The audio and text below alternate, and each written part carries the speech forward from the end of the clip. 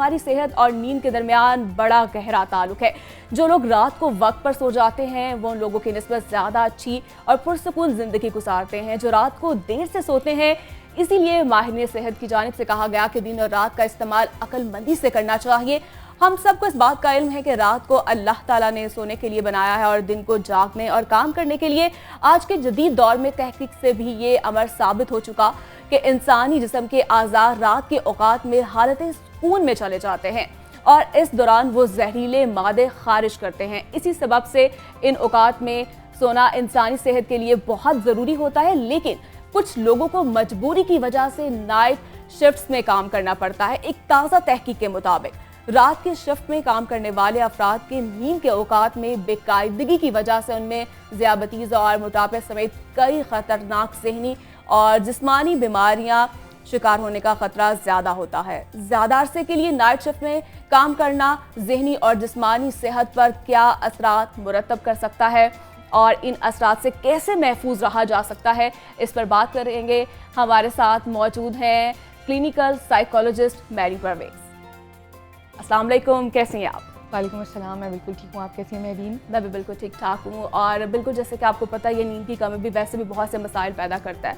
क्या लगता है आपको कि किन किन मसाइल का हमें सामना हो सकता है? अच्छा, पहले तो ऐसा है कि देखें इंडिविजुअल डिफरेंसेस हैं आपके। अगर मैं प्योरली साइकोलॉजिकल टर्म्स के अंदर अगर बात करूँ तो कुछ लोग ऐसे हैं जो कि नाइट आउल्स हैं और कुछ ऐसे हैं जो अर्ली बर्ड्स हैं। अर्ली बर्ड्स वो लोग हैं जिनको सुबह उठना पसंद है, जो सुबह के टाइम ज़्यादा प्रोडक्टिव हो सकते हैं, ज़्यादा बेहतर एफिशिएंटली काम कर सकते हैं। और जो नाइट आउल्स हैं वो लोग हैं जो कि रात के अंदर ज़्यादा प्रोडक्टिव होते हैं।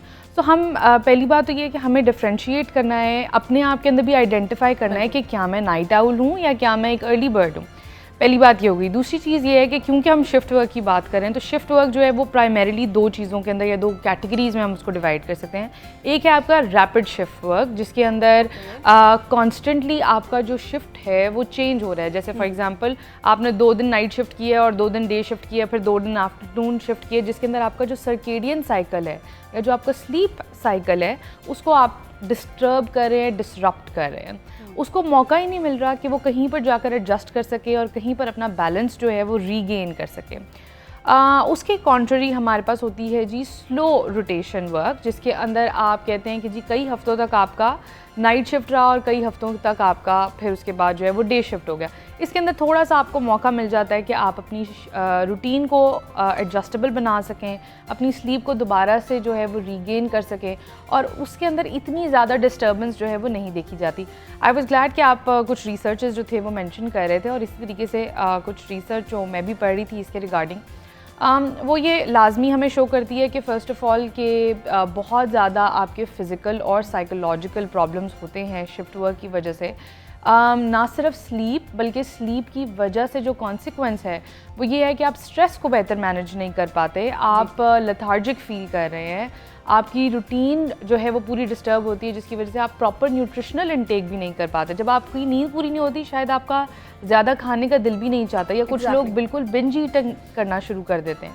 तो I think it's very important कि हम पहले ये एनालाइज करें कि इंडिविजुअल डिफरेंस जो है वो आपका क्या है। ठीक है, और किन किन नफ्सियाती जो मसाइल हैं या बीमारियों का हमें जो है सामना करना पड़ सकता है? जैसे सबसे पहले तो ऐसे है कि क्योंकि आपकी जो मैनेजमेंट है वो ख़राब इस वजह से हो गई है क्योंकि sleep is directly related to your hormonal imbalance as well. कि जब आप किसी डॉक्टर के पास जाते हैं तो वो सबसे पहले कुछ जो चंद सवाल होते हैं उनमें से पानी कितना पीते हैं, खाना कैसे खाते हैं, उसमें से ये भी होता है कि जी आप नींद कितनी पूरी करते हैं, क्या आपकी 6 to 8 आवर्स ऑफ स्लीप है या नहीं, क्या आप उसको एक रूटीन के अंदर लेकर चल रहे हैं नहीं, क्योंकि आपकी लाइफस्टाइल के अंदर जो चेंजेस आते हैं उसकी वजह से आपकी साइकोलॉजिकल हेल्थ जो है वो इम्पैक्ट करती है। हार्मोनल इम्बैलेंस की जहाँ पर मैंने बात की तो जैसे कि फॉर एग्जांपल फीमेल्स में एस्ट्रोजन एंड मेल्स में testosterone, these are the 2 primary hormones जो कि आपको अफेक्ट होते हुए नज़र आते हैं इसके अंदर।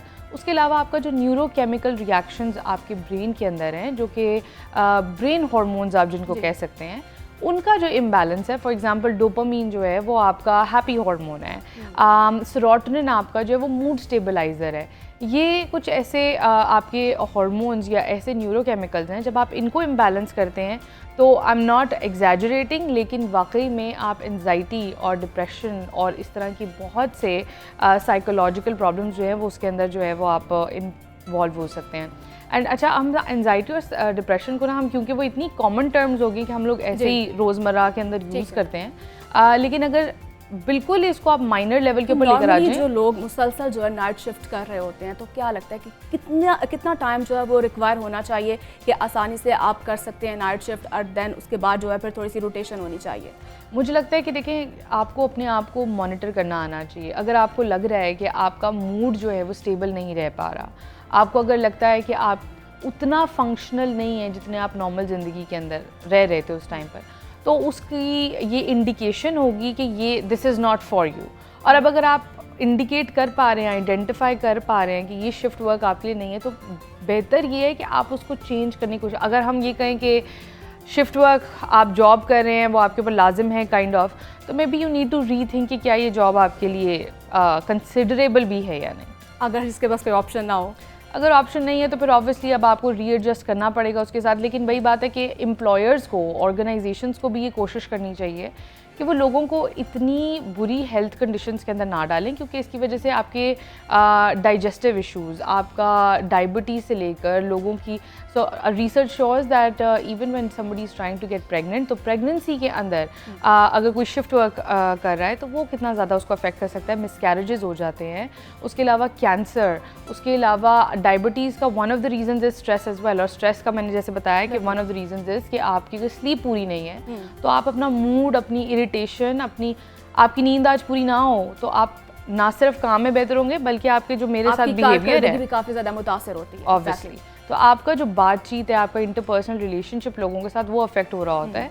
तो आई थिंक कि स्लीप को हम इतनी छोटी सी चीज़ ना समझें कि शायद ये कोई मम्मी डैडी इशू है और नहीं। वैसे नॉर्मली जो एक हेल्दी इंसान है उसके लिए कितने घंटे जो नींद ज़रूरी है? ऑब्वियसली इट्स रिसर्च आपको यही बताती है कि 6 to 8 आवर्स आपको जो है वो लेनी चाहिए, और 17 घंटे के अंदर आपको कोशिश करना है 16 to 17 आवर्स एट मैक्स, कि आप अपनी जो दुनिया के काम हैं, जो आपने अपने लिए पर्सनल, सोशल, प्रोफेशनल जो चीज़ें करनी है, आप उसको कंप्लीट करें। और उसके बाद आप अपने आप को, अपनी बॉडी को, आई थिंक वो डिज़र्व करती है कि वो 7 घंटे 8 घंटे सोए और फिर अगले दिन के लिए रिफ़्रेश हो सके। बिल्कुल। और जैसा कि जो लोग मुसलसल नाइट शिफ्ट करते हैं, तो उनके लिए आप क्या कहेंगी कि दिन में वो नॉर्मली कितनी नींद पूरी कर सकते हैं? आप जब नाइट शिफ्ट करते हैं तो दिन में काम करना ज़रा, आपको पता है थोड़ा सा दिन में सोना मुश्किल हो जाता है, तो जो लोग नाइट शिफ्ट करते हैं वो दिन में कितना मैक्सिमम सो सकते हैं?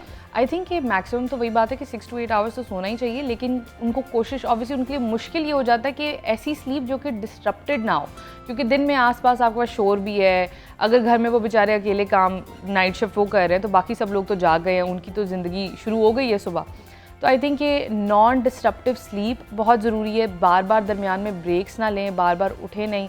और उसके अलावा एक चीज़, नैप्स, पावर नैप्स जिनको आप कहते हैं, कि अगर आपको लगे कि during the shift dose of होने की वजह से, नॉड ऑफ होने की वजह से बहुत से एक्सीडेंट्स होते हैं। आपने अक्सर सुना होगा न्यूज़ में भी, ट्रक ड्राइवर्स एक्सीडेंट्स में मुब्तला होते हैं, नर्सेज, डॉक्टर्स जो कि 2-2 शिफ्ट्स नाइट शिफ्ट एक साथ कर रहे होते हैं, तो उनके लिए बेहतर है कि वो पावर नैप्स लें, ट्रेन करें अपनी बॉडी को। नींद जो है वो बहुत ज़्यादा ज़रूरी है।